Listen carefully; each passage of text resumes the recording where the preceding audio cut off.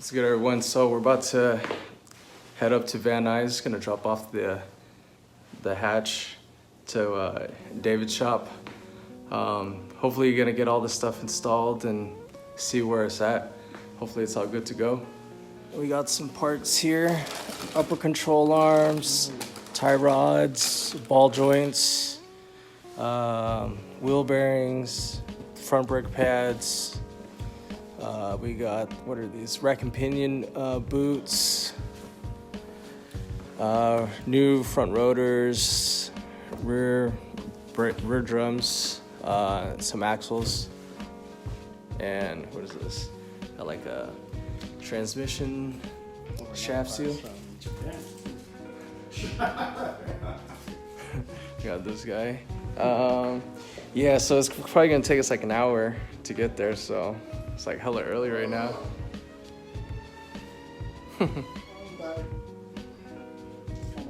It's like 8, yeah.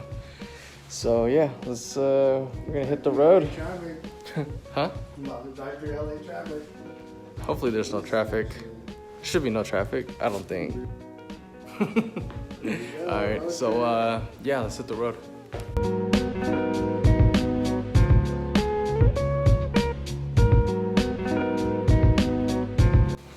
Alright, so just got home from Van Nuys. Took like 45 minutes to get back to Fullerton. David took apart the car. We got the inner outer tie rods, the lower ball joints, front wheel bearings, and what else? Upper control arms installed. He took apart the front and rear brakes. He said they still look good, so no need to get them installed. So I'm about to return those. And then the front axles wouldn't fit. So they wouldn't fit. Fucking Amazon sent me the wrong ones. So I guess I'm just gonna return those two since I'm not gonna need them in a few months. Hopefully gonna get a swap done anyways. And the front and rear brakes, I'm gonna get rear discs. So I'm gonna return those, get my money back, gotta save the monies. And then, yeah, so since I got those suspension components replaced, the alignment's off obviously. So driving back was a little bit sketchy. And then we found out that one of the rear wheels was bent. So we threw the spare on, and then I gotta get the tire unmounted from the bent wheel and then put on the spare steely. So I'm gonna get that done tomorrow, and then also get the alignment done.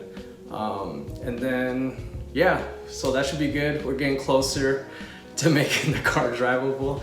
So I'm gonna get that done tomorrow, and then, yeah, we'll see what's up. All right, so we made it to the tire shop. Gonna swap out the tires, the good tire on the bent rim, and then we're gonna throw it on the spare. And hopefully it's better, and then go get the alignment. Here at Quintero's Tires. This is like a little local shop around the corner from the spot. Like 25 bucks to do the tire swapping and balancing. Not too bad.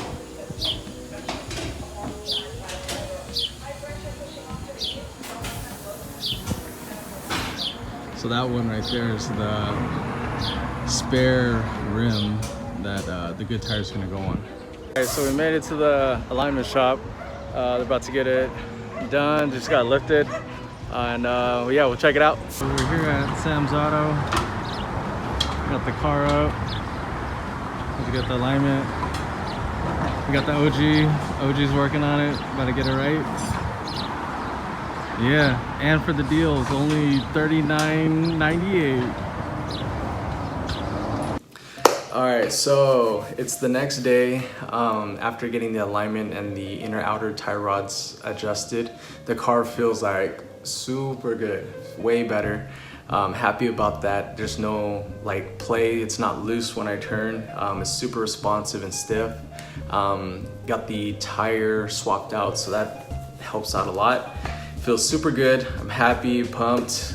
I also got my car almost registered.